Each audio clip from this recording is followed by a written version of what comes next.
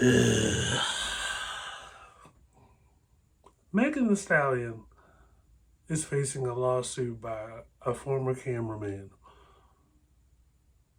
Maybe it'll be a hot girl summer after all. Alright, you white motherfuckers, all eyes on me.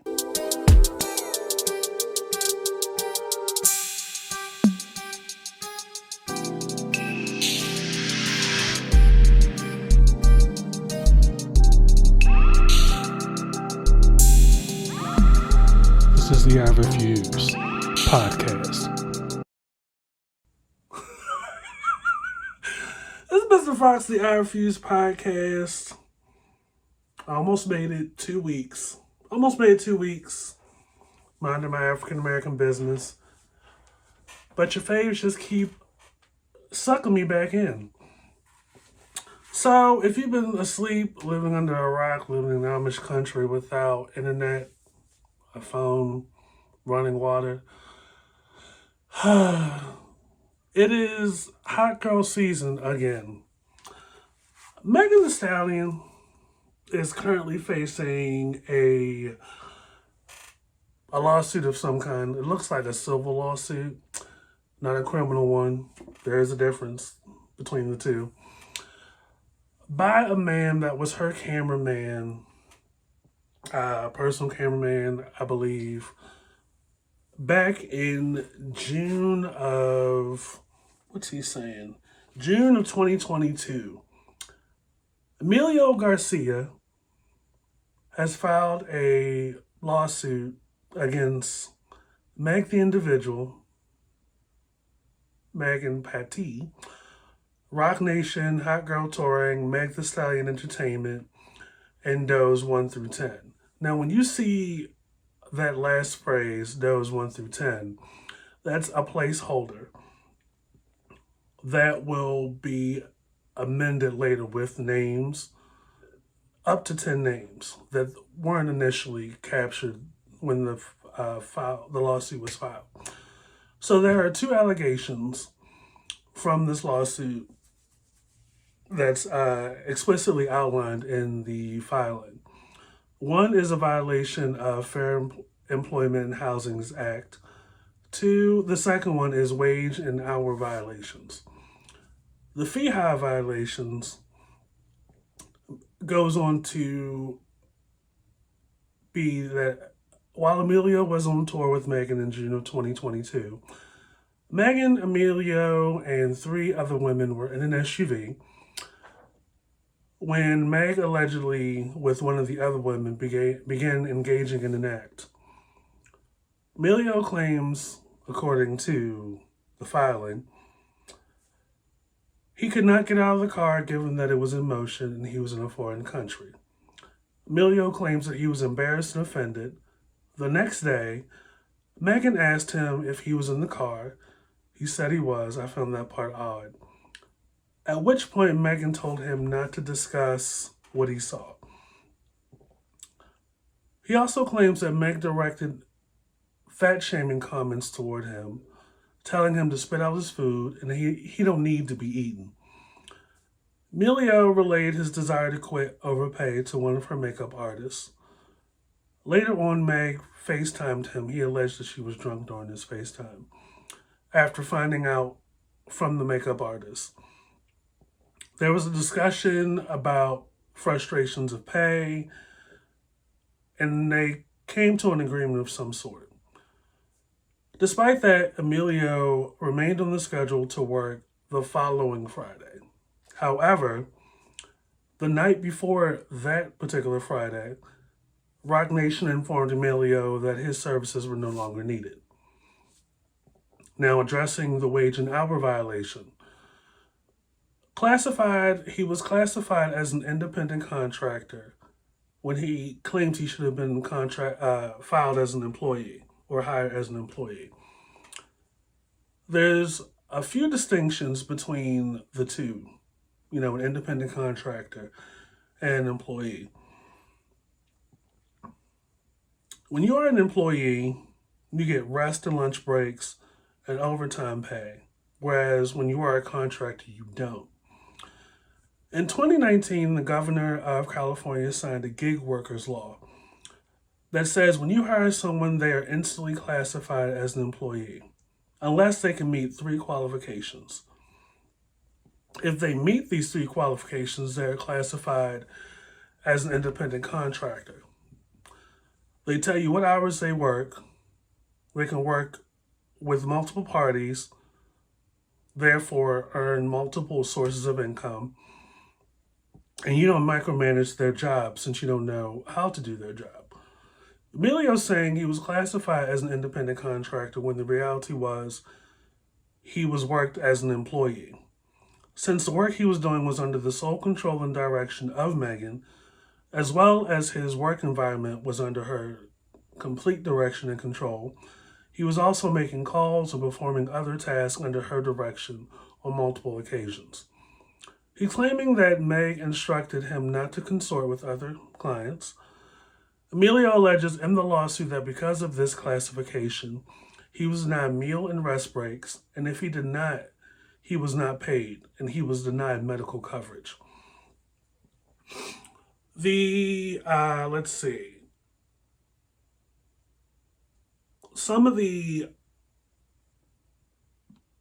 what's being alleged in this filing from Emilio, I believe him and his team feels qualifies for certain areas, violations, so to speak. Hostile work environment and sexual harassment, the vehicle incident, and Meg's remarks after that, and the fat shaming comments. Failure to prevent and remedy harassment in violation of FEHA. Rock Nation, Meg Entertainment, and the touring company. That's who that's against. Because companies can be held liable for what their employees do.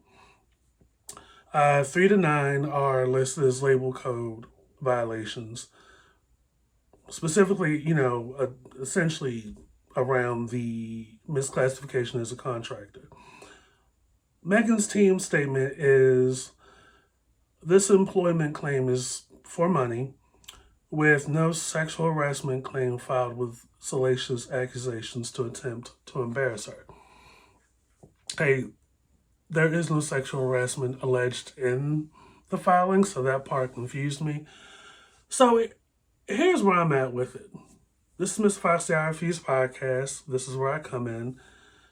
Anytime you come to my channel and I'm speaking for myself, those opinions are a reflection of my perceptions, feelings, thoughts, so on and so forth.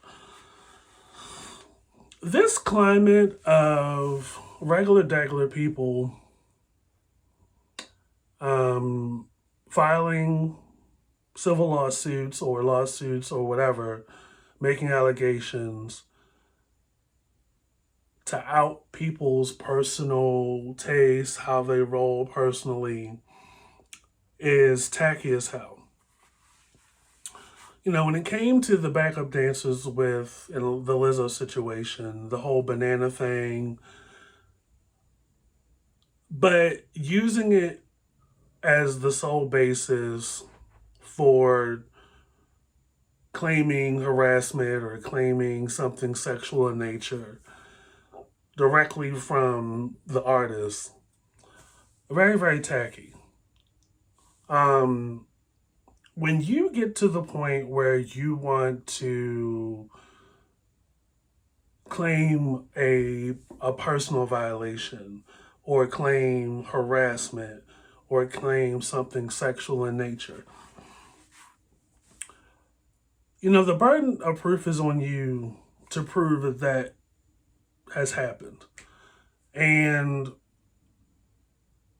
for it to gain legs and fly, there has to be an element of force, coercion, manipulation, deception, multiple layers of malicious intent, right?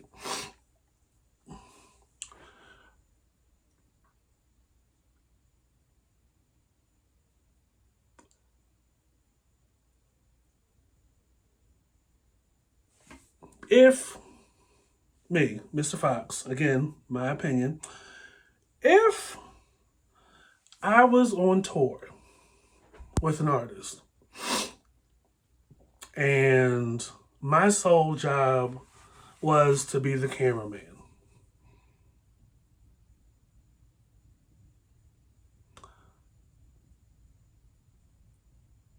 Why would I be in the limousine after hours? Like after the event's over, this isn't like tied to the tour of any kind. You're not shooting a documentary. Why would I be in a personal vehicle, limousine, whatever, with my boss and other women and the driver? Secondly, where's the force or the intent?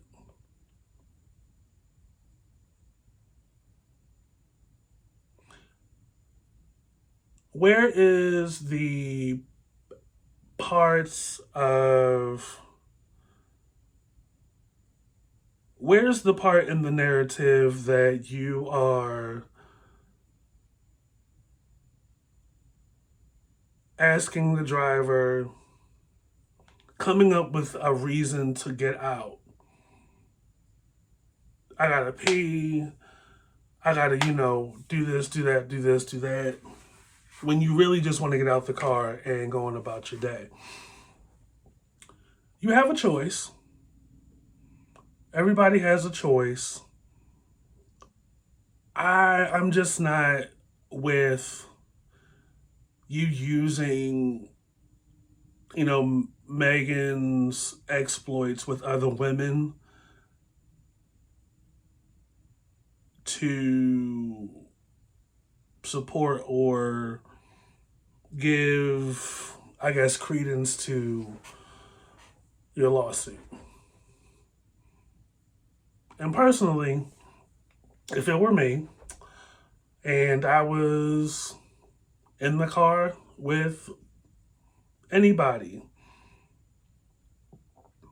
and they're doing stuff with other people, doesn't infringe on me, doesn't infringe on my personal safety. Now, had Megan been the driver and I was one of the passengers, and she decided she wanted to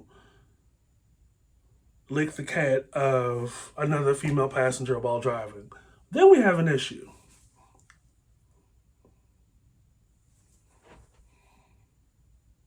But if we're driving and they're having a good time and I'm on the payroll, like, have at it. Where it might trip Megan up is if there was no NDA signed, you essentially leave the door open to be exposed. Now, that's just me. You're in Dubai or whatever, you're in another country. He claimed that it was a foreign country. He didn't know how to get home or know his way around. If I felt that I was in immediate danger, I would find a way. The next day you said you were embarrassed. Okay. And Megan, you claim that Megan told you not to discuss or mention what happened the night before.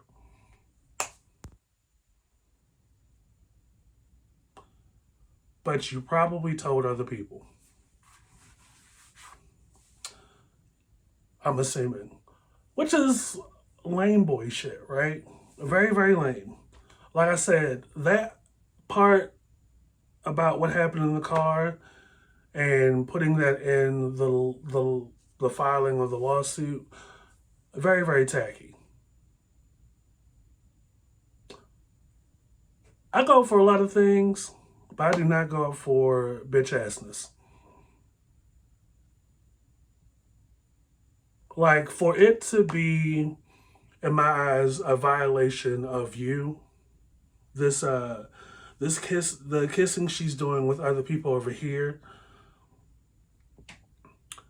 there have to be an element of physical danger. Um, because anything outside of that, like, you might get something for emotional or mental damage, right? If you felt it was like a religious thing against your religious belief, against what you eat, against how you live, that's where it's smoke and mirrors. But what they got to do with you? You know what I mean? Like, once you get into a personal arena in the relationship, if you're just hired for the cameraman or you're hired in a professional capacity,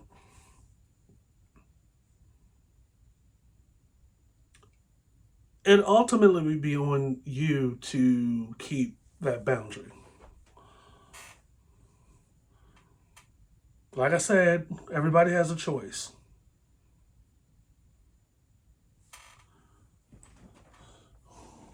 The idea that you went because it's Megan the Stallion, it's still a choice you made. I'm just, if that's the case, I don't, I read most of the filing and I was like, I don't see, I'm still stuck on the limo ride or the car ride. I don't see an element of force or coercion.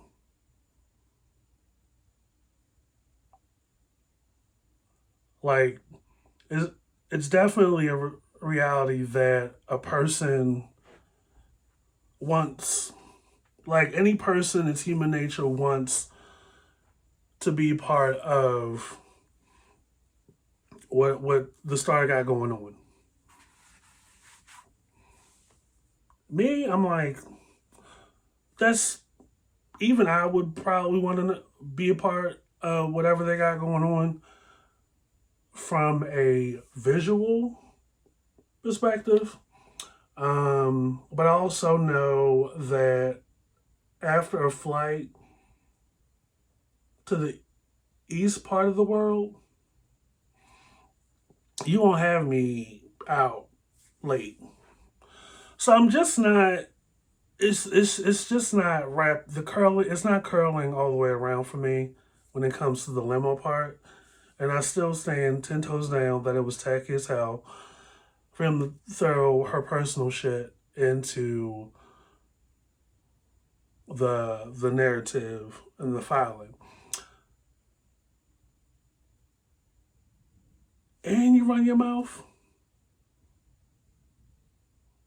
Tacky. Like, I already have like a personal issue with grown ass men running their mouth on other people's business, particularly female business. Um, like, I don't know if it was a lack of awareness on this guy's part, to maybe he was naive to think that everybody else on the payroll are your friends. Maybe at work, HR isn't even your friend. This assignment is strictly that to a lot of people. And at the end of the day, other people's loyalty may be to the person that has the most power. Because trust and believe, a referral from Megan Thee Stallion or Rock Nation as to the quality of work as a job or work reference goes further than that from a cameraman or a makeup artist or a grip or a gaffer or whatever. Just saying. So you got a couple of things working against you interpersonally, right? Like, if I was the makeup artist and you were coming to me about what Megan was doing on her personal time, again, none of our business in a professional environment. Like, you blurring the lines. I'm gonna keep my space. But I may also tell Megan because why?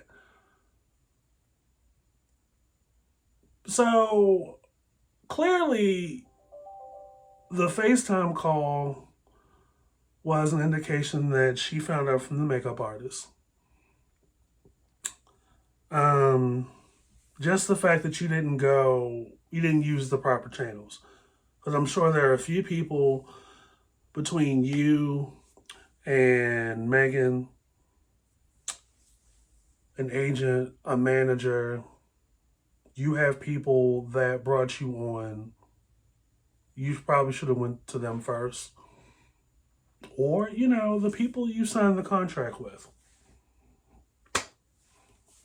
Because a classification, isn't it worked out in negotiations?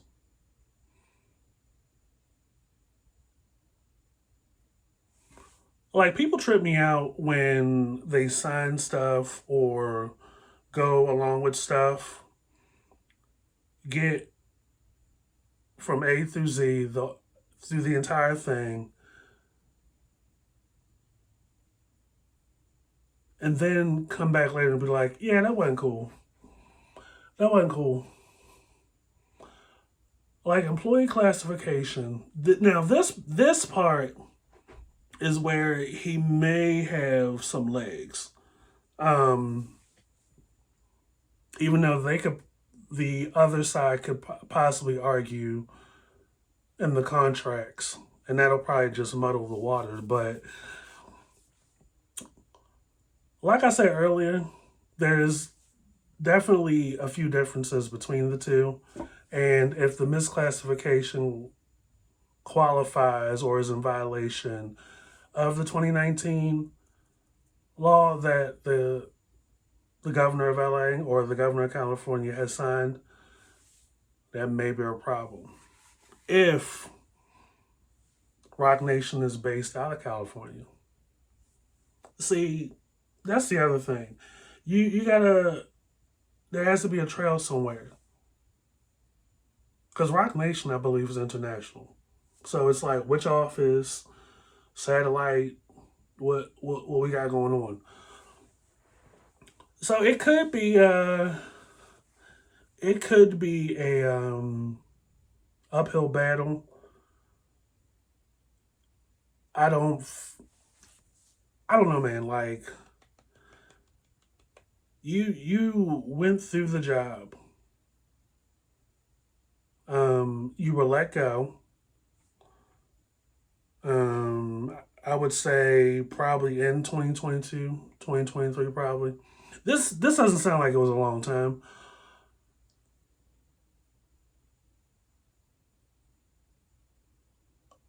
I don't know. Just overall, you didn't. It sounds like to me you didn't go about it the right way.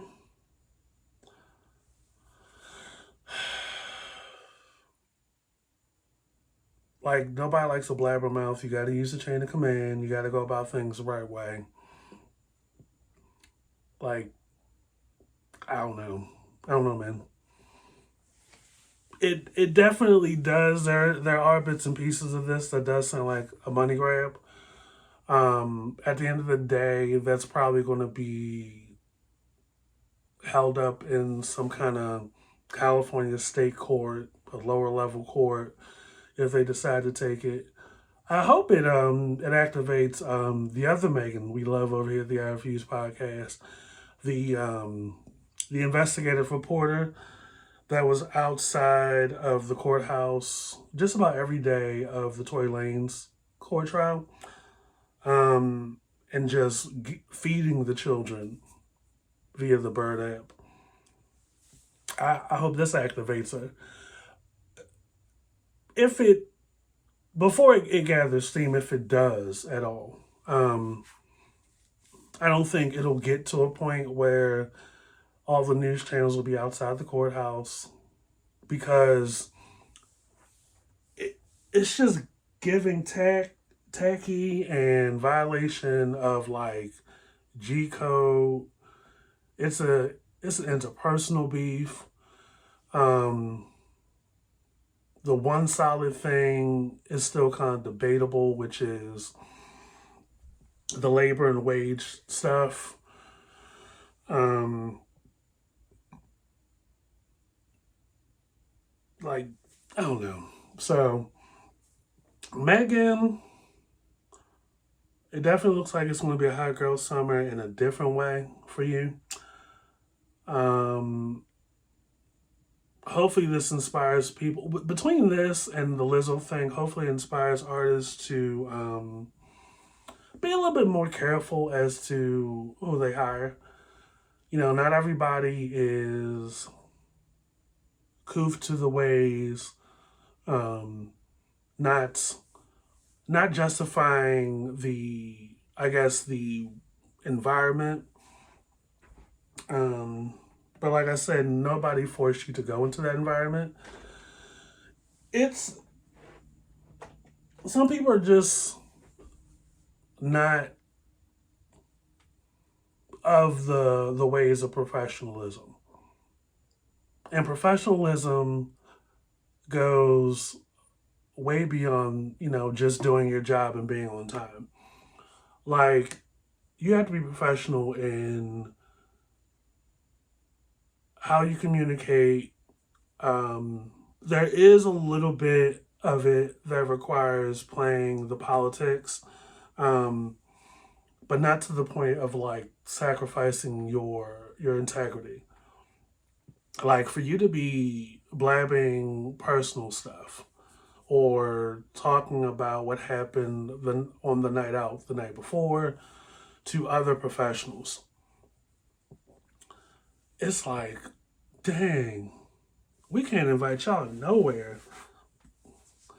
And that girl, by Megan being in the car with the other girl allegedly and doing sexual acts with her, was not putting you at risk or in danger of anything.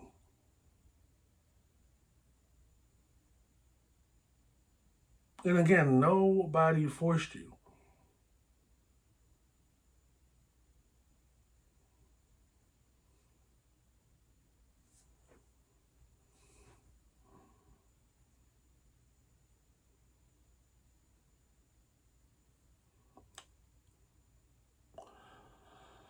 I'm kind of on the side of her team, her legal team, and saying it's a money grab. You know, it's definitely giving. You know, we want some money for being embarrassed, for being let go, but you gotta take it up with the state of California if that's where Rock Nation is based.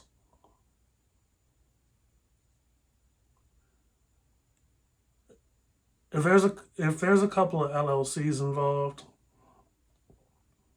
the settlement will most likely come out of insurance, and everybody, all the companies, will go on to see another day. Meanwhile, this could lead to Emilio not getting any more like high profile jobs, if any.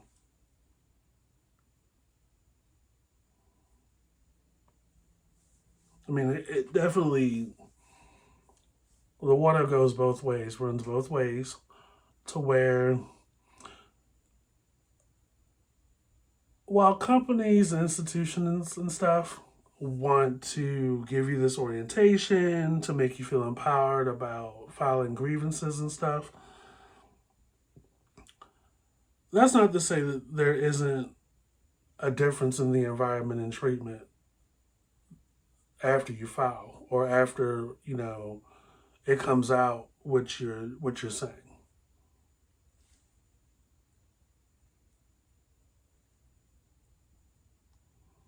I mean, it's not right, but that's where we are these days. Um, So I don't know, man, Emilio. I don't know. I mean, at the most, a lot of what you're saying supports the idea that Megan can be a mean girl.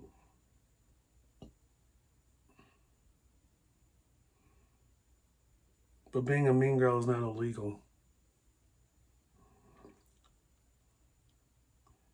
And this part about sexual harassment in her team statement, there's no allegation of sexual harassment, like I said. So I don't know what's going to come out of that. But man, it's just not looking good. If this is as good as it gets, it's just not looking good, and it's looking more so like you're the unprofessional person.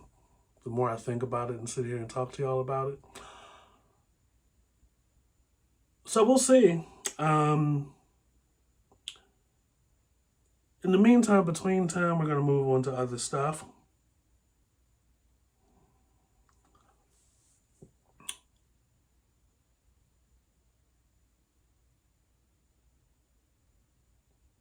To Jill Scott, they could never make me hate you.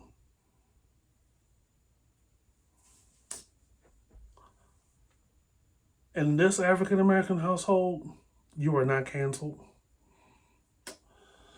You will still continue to get plays. It was just your birthday. We were celebrating you. You get nothing but love from me the rest of my life. At the most, the Twitter post and the response in the comment section from her was kind of weird. And there was a glimmer of pick me energy. You know, while CB is a decent entertainer, he has an okay catalog. Unfortunately, we do not live in a society where image is not important. And,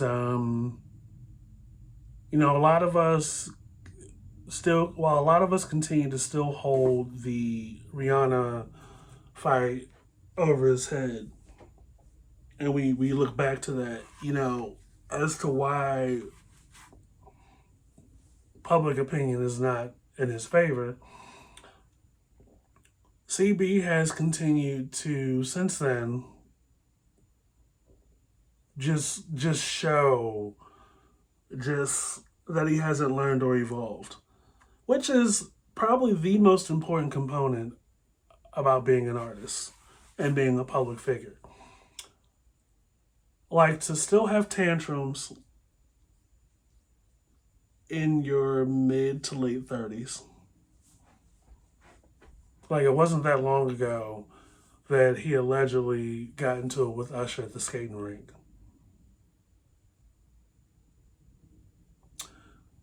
Now, a lot of us that were from the Dare generation could say the last 10 or 15 years of these outbursts are a direct result of Coca-Cola.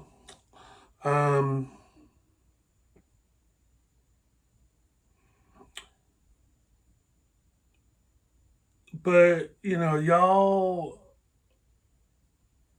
y'all born after 1995 and after 1990 swear this man is up there with Usher.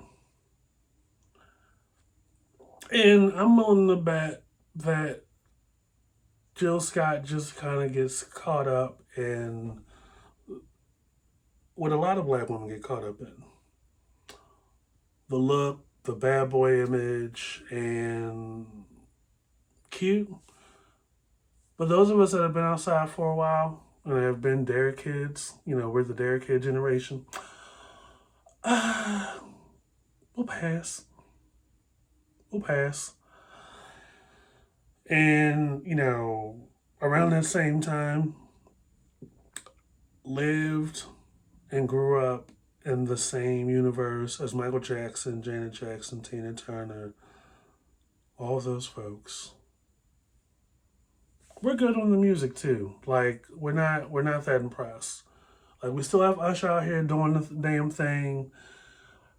We don't we're not all the way here for grown ass women throwing themselves on the sword for CB still. Like you are a mother and you have a career of your own that's full of acclaim and awards and really good music. Now, while I'm not personally of the attitude that if you have a natural, that you're expected to be positive all the time, you you just got you just got to read the room sometimes a little bit more. Just like Katy Perry has to read the room. This segment is definitely about just women just kind of women celebrity and singers and artists and stuff just not reading the room. Years ago I long thought there has to be a reason why she tends to miss the mark, this Katy Perry girl. Now I'm not a huge Katy Perry fan. There's probably about 4 or 5 songs that I fuck with. And when I say fuck with, probably listen to a total of 5 to 10 times a year. Katy Perry still on American Idol. Still has somewhat of a music career. Decides to throw us in a group chat on the Bird app recently. And let us see her thank you to Elon Musk for gifting her with that monstrosity of a vehicle. I don't know the name of it. I just know the shit looks crazy. Now, here's the thing I deduce from that. Socially, it's just not a good look. Public perception, unfortunately, is a big marker, especially in the social media climate that we live in. When we think of the list of things, and they keep getting longer, as to why Katy Perry is just not excitable to us. We're not. Yeah, that's the right word. Just not excited. She's just not excitable to us. She's just. This would be kind of in the top 3.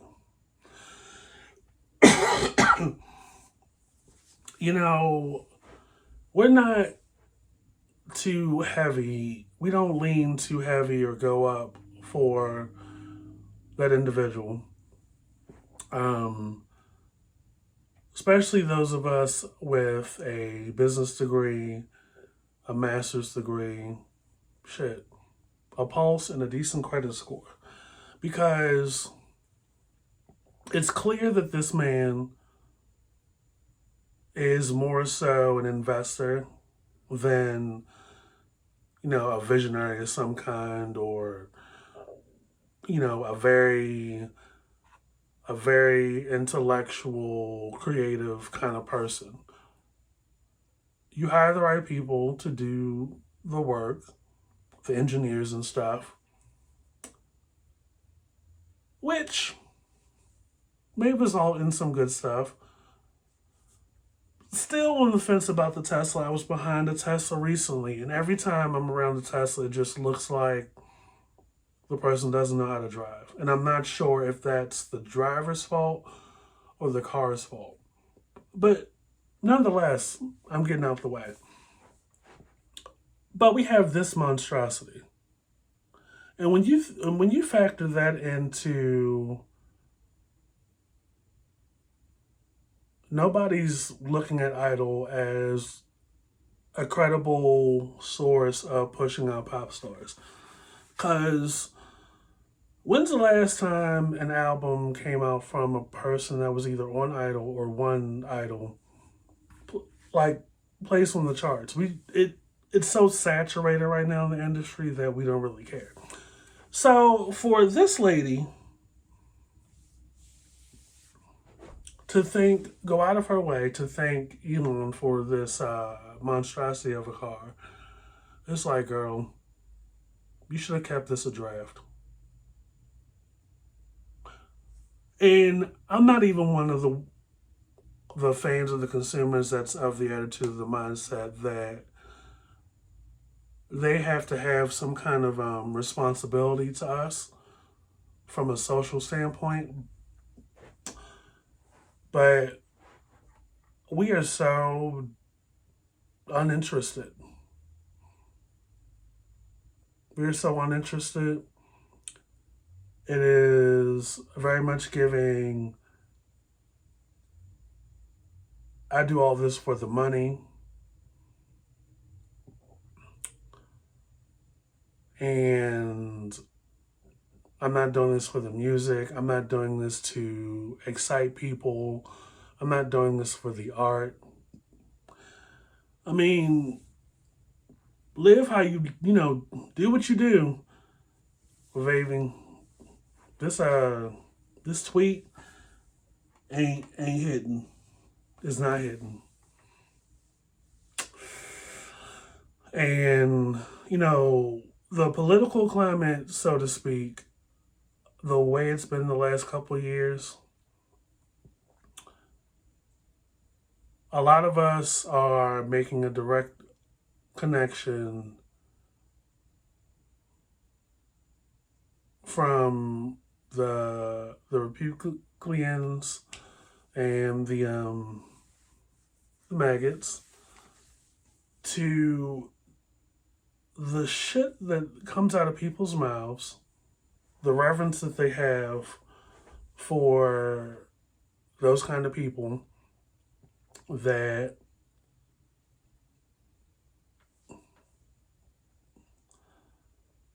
are only about themselves, not about the climate, not about saving, cultures, actually doing more damage, crowding the market, crowding communities, and crowding people's consciousness with capitalism, materialism, and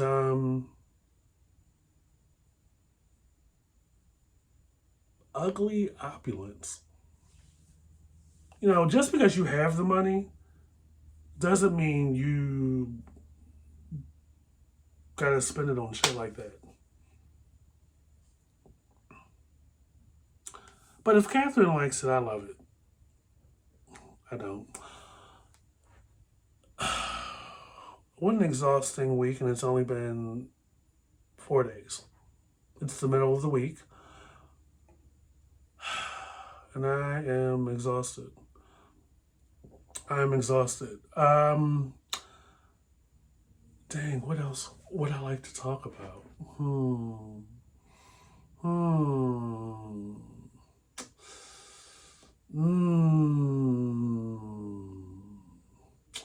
Let me see. Yes.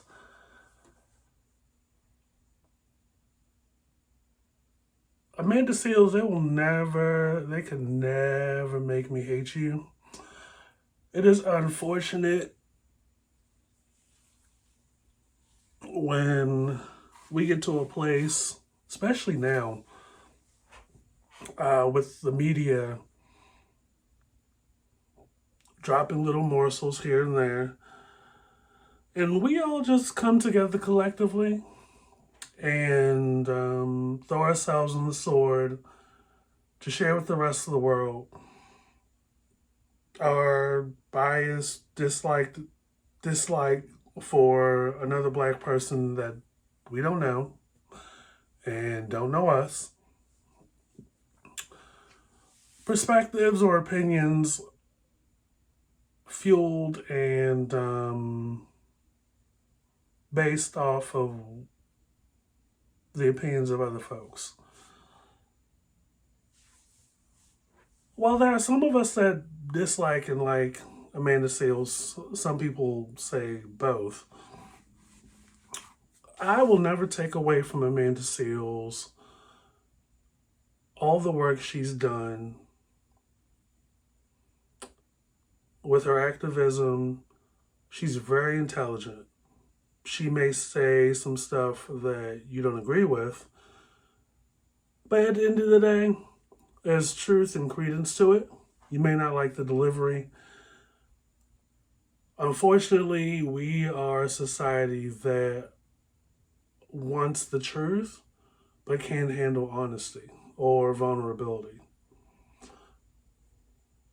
And instead of looking within, we take it out on other folks.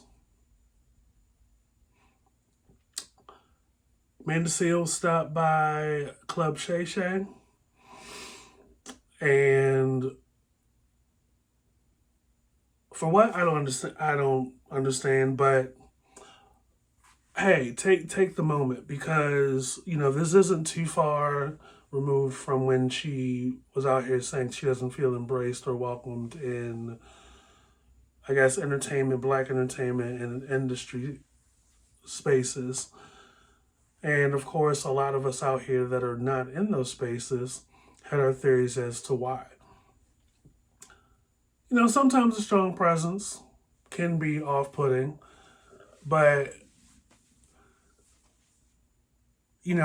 we also want more people like Amanda Seales in those spaces. We want to do away with the yes men. We want to do away with the ass kissers. We want to do away with, everybody go along and get along. We don't want too many people rocking the boat, yet we have all this time and space to get behind our keyboards and fuss about capitalism, fuss to the best of our abilities. Not everybody is equipped to have such a conversation, but Amanda Seales has the range to do so. I was a little confused when she stopped by Club Shay Shay, of all places, because in addition to being an activist and a commentator and a comedian and an all-around, well-rounded intellectual person that has done countless interviews, solo, group, scripted, non-scripted, across various platforms. She's sitting across from somebody who we know at this point, because we've watched the Cat Williams episode and listened and watched the Monique episode, we can say that, Uncle Shannon is not, you're not going to get a Robin Roberts or a Hugh Downs or a Brian Gumble or even a Byron Allen type of episode. This man is currently, if you're listening and watching the episode, is fumbling during the interview. Doing the Uncle Shannon thing, not giving an adequate follow-up question to a response. And Amanda Seales gives us a lot. Gives you a lot to chew on. Good, bad, or indifferent. And Shannon Sharpe, from what I've seen, is the type to be like, after a thought-provoking, well-articulated response, we'll follow up with the kind of question like, so what's your favorite color? Now. Well, what's your favorite Ben & Jerry's ice cream flavor? Because a frog that sweat can't fly. Now, why would you do that? Why would you do that, Amanda? Why would you, Amanda? Now, come on, Amanda.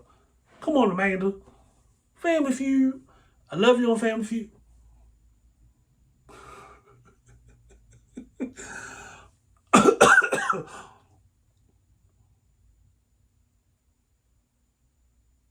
Amanda Seales is eating that man up on his own show. But at the same time, it's like you should already know at this point what you're going to get when you get on his couch and stuff and sitting across from him. He's not a he's not a 2020 reporter. He's not a journalist. That man's bailiwick is sports and analyzing football or whatever sports ball he's from. That's his bailiwick. But a podcast really isn't a source for like legitimate, unless the person that's hosting or is on the show has a catalog on the podcast that's a reflection of their expertise. Then maybe we could talk. Like, you're not coming there to get some world politics or perspective, from any kind of serious view. It could very well be, it could easily turn into a comedy special or a roasting session because you're sitting across from somebody that is just happy that you're there. It's just happy that you're there.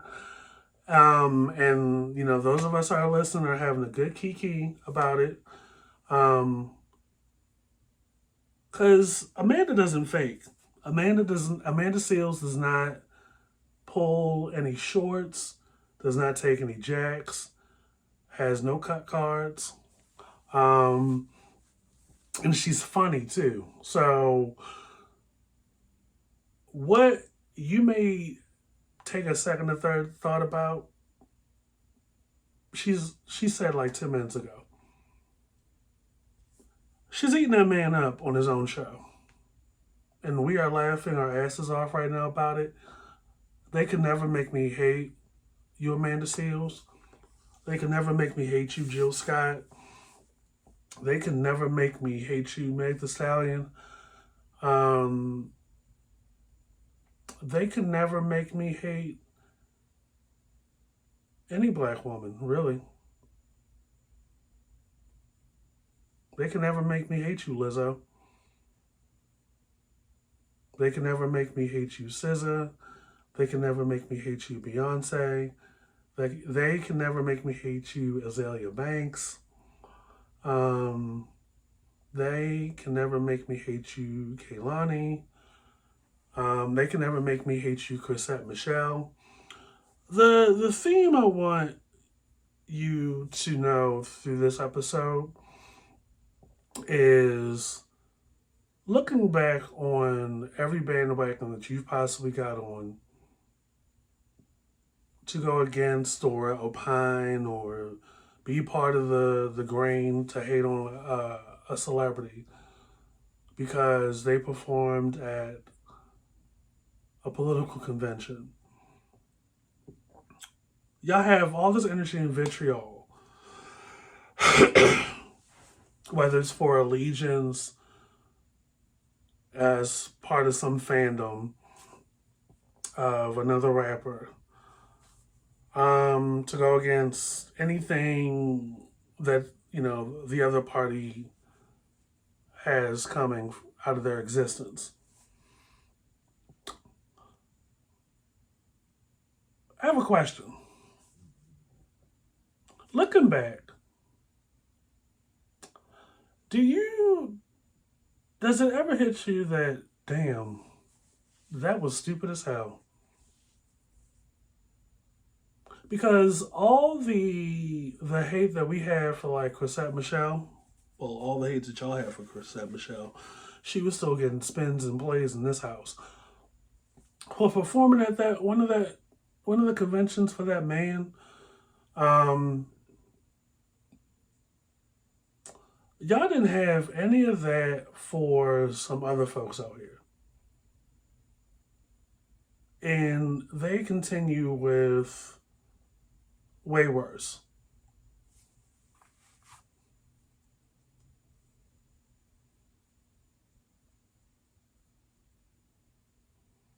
It's just, sometimes it just gives, y'all don't like women. Y'all don't like black women for some reason. Like, that girl doesn't throw chairs. She doesn't beat people. She doesn't hit anybody with her car. Nothing like that. Um, so I don't understand. And before I get up out of here, um,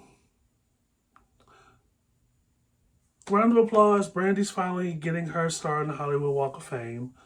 Round of applause for Mary J. Blige, The Tribe Called Quest, Dionne Warwick, Lenny Kravitz, getting inducted into the Hall of Fame, Rock and Roll Hall of Fame. A lot of y'all are saying, well, they're not rock and roll.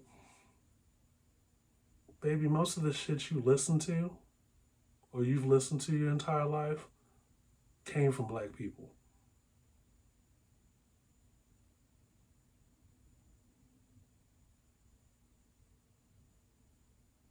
It does trip me out that Mariah Carey's not in there yet. And I know y'all love to list the sales and the awards and all that other stuff, but I don't think any of that really factors into the equation.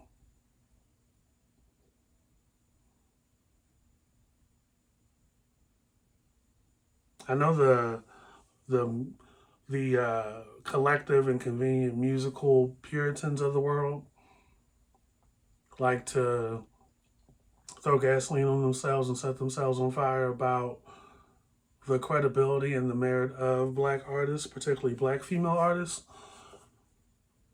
This is just another par for the course. Mary J. Blige, she's not rock and roll. Dionne Warwick, she's not rock and roll. Baby, black people started this shit.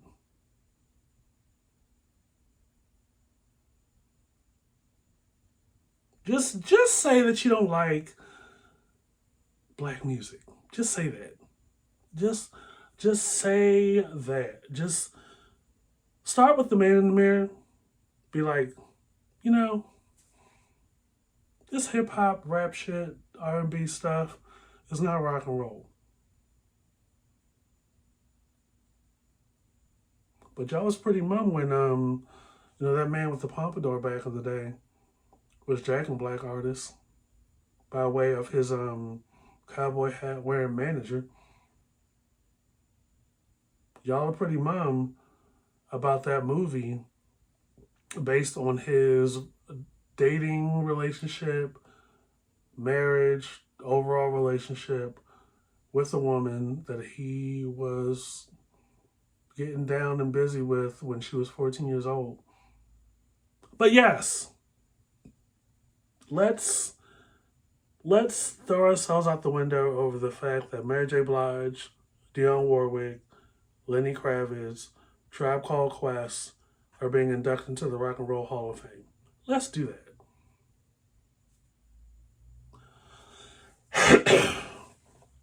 This has been the Air Refuse Podcast. I'm Mr. Fox. I hope you've enjoyed this episode as much as I enjoy making this episode and many other episodes on the YouTube page. And many other episodes wherever you get your podcasts on Spotify and Apple Podcasts, as well as 6 other platforms. 5 seasons. We're up to 36 episodes over on Spotify and Apple Podcasts, wherever you get your podcasts. But over here on the YouTube channel, we have over 140 videos. What's stopping you from keeping it locked, following and subscribing to the YouTube channel, to the I Refuse Podcast? The Usual Suspects and the I Refuse Podcast After Dark. And the Twitter at I Refuse Podcast. What's stopping you?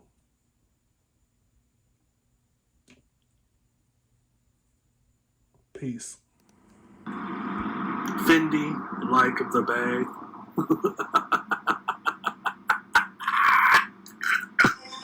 This is the average human